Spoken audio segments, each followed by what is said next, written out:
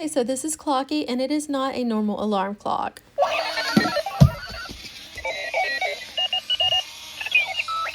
This one is made for heavy sleepers because when the alarm goes off, it literally jumps off your nightstand and starts rolling away. So if you want to turn it off, you actually have to get out of your bed and chase it.